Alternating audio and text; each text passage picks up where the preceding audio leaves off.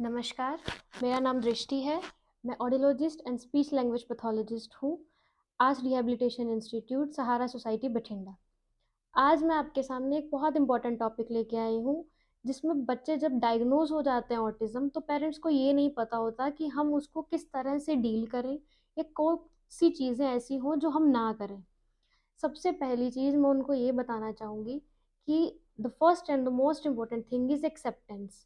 देखिए, सबसे पहली और सबसे हमारे लिए इम्पॉर्टेंट चीज़ रहती है ये कि हम उस चीज़ को एक्सेप्ट करें जो हमारे बच्चे के साथ हो रही है। अगर आपको अर्ली ये डायग्नोज हो जाता है कि हाँ, हमारे बच्चे को ऑटिज़्म है, तो प्लीज़ इस बात को थोड़ा जल्दी एक्सेप्ट कर लेंगे, तो आपका जो गोल्डन पीरियड होता है एक, कि पेरेंट्स उसको एक्सेप्टेंस में ही निकाल देते हैं कि हाँ, हमारे बच्चे को तो कुछ नहीं है, हमारे बच्चे को कुछ नहीं है, ऐसा नहीं होता है। या अगर कोई डॉक्टर आपको ये बोल रहा है कि हाँ, इसको रेड फ्लैग लग रहे हैं, मतलब इसको चांस लग रहे हैं कि ये बच्चा यहाँ पहुँच सकता है या ऑटिज़्म की कैटेगरी में आ सकता है, या कुछ-कुछ चीज़ें लग रही हैं।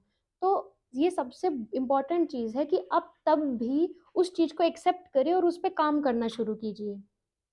तो पहली चीज़, जब पेरेंट्स को होता है कि हाँ, हमारा बच्चा ऑटिज़्म में है या ऑटिज़्म डायग्नोज हो गया है, तो first and the most important thing is acceptance. और ये होप मत खोइए कि आपका बच्चा ठीक नहीं हो सकता है। पेरेंट्स मिलते हैं प्रोफेशनलिज्म से या प्रोफेशनल से मिलते हैं कि हाँ, हमारे बच्चे को ऑटिज़्म है तो क्या करना चाहिए। फर्स्ट थिंग इज़ एंगेज, उसको जितना हो सके उसको चीज़ों में एंगेज करिए। अब पेरेंट्स का मतलब होता है एंगेज, का मतलब वो समझते हैं कि हाँ, हमने अपने बच्चे को उधर नानी के घर भेज दिया है मैम, वहाँ बहुत सारे जने हैं, तो हम वो तो सारा दिन मेरे साथ ही रहता है, मैं काम करती रहती हूँ, वो मेरे साथ ही घर रहता है। तो एंगेज का मतलब ये नहीं है, बिल्कुल भी नहीं है। एंगेज का मतलब है one to one interaction. One to one interaction means बच्चा आपसे बात करे, आप उससे बात करिए। क्यों? क्योंकि ऑटिज्म में सबसे पहली चीज़ कि वो सोशली डिले हो जाता है। तो हमें उसको सोशली जब आगे लेके आना है तो उसका वन टू वन इंटरेक्शन बनना बहुत ज़रूरी है। अगर बच्चा आई कॉन्टैक्ट नहीं करता है, कंसंट्रेशन नहीं कर पाता है, तो उसके लिए वन टू वन इंटरेक्शन बहुत ज़रूरी है, जहाँ वो इंटरैक्ट करे आपसे। उसको स्टोरी टेलिंग करिए, उसको बताइए सारी चीज़, क्योंकि नॉर्मल बच्चे से ऑटिज़्म का बच्चा थोड़ा डिले होता है और थोड़ा अलग होता है। नॉर्मल बच्चा जो ये सीख जाता है कि हाँ, हम बेटा वहाँ से एक चीज़ लेके आओ, बेटा वहाँ से ये उठा लाओ, ये कैट है, ये डॉग है, जाओ ये पापा को दे आओ। तो ऑटिज़्म का बच्चा इस चीज़ में कमांड फॉलोइंग में बहुत ही स्लो होता है। हमें वो चीज़ उनको सिखानी पड़ती है। जो पेरेंट्स बहुत फ्रस्ट्रेट हो जाते हैं कि मैम ये नहीं बताता है, मैम ये बताता नहीं है कि हाँ, मुझे वॉशरूम जाना है या मुझे ये चीज़ चाहिए। ठीक है, जब बच्चे की स्पीच डिले है, बच्चा डिले है, तो उसकी स्पीच भी डिले हो सकती है, उसमें बहुत सारी प्रॉब्लम और भी आ सकती है। बच्चा इसको स्लीप इश्यूज़ हो सकते हैं, बच्चे को वॉशरूम जाने में प्रॉब्लम हो सकती है, बच्चे को पॉटी ट्रेनिंग नहीं होती है, बहुत सारी चीज़ें होती हैं। बच्चा अग्रेसिव होता है, बच्चे के सेंसरी इश्यूज़ होते हैं, बच्चे को बिहेवियर इश्यूज़ होते हैं, बच्चा हैंड फ्लैपिंग करता है, बहुत सारी चीज़ें होती हैं जो हम ऑटिस्टिक बच्चे में देखते हैं। तो that is most important thing. Next is, जो बच्चे पेरेंट्स बोलते हैं कि मैम हम इनको स्कूल भेजते हैं ताकि बच्चा इंटरैक्ट करे। नहीं, बच्चे का वन टू वन इंटरैक्शन का मतलब है कि उसको वन टू वन इंटरैक्शन चाहिए। मीन्स अगर मैं हूँ, तो सिर्फ़ उसको मैं और बच्चा, सिर्फ़ 2 ही जने हों, मदर है तो चाइल्ड, सिर्फ़ एक ही in one to one interaction हो।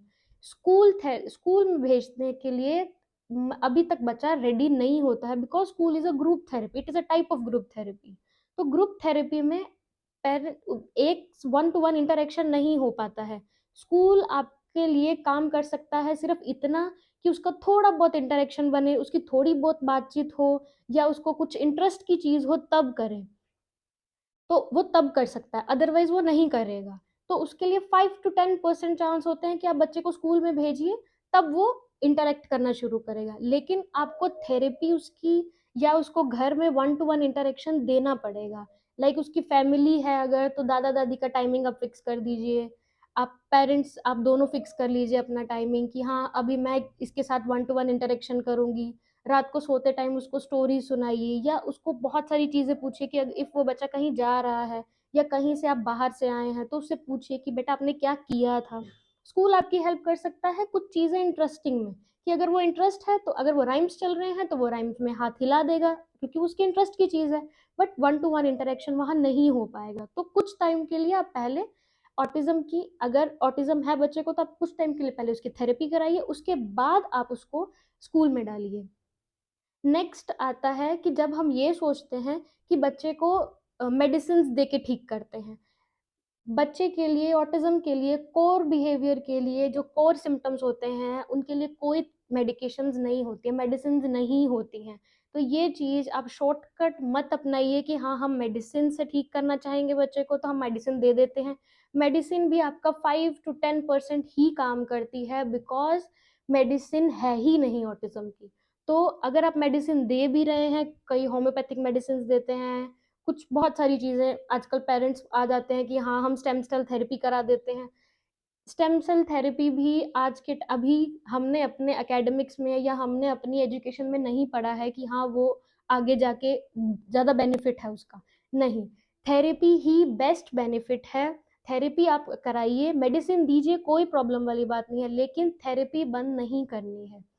अगर आपके बच्चे को इस तरह की प्रॉब्लम होती है या कुछ भी होती है, काइंडली कंसल्ट, आप अपने प्रोफेशनल्स को कंसल्ट कीजिए।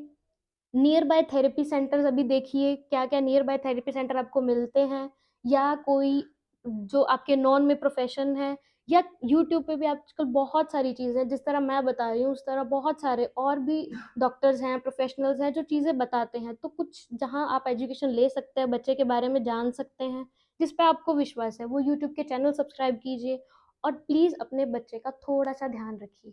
Thank you.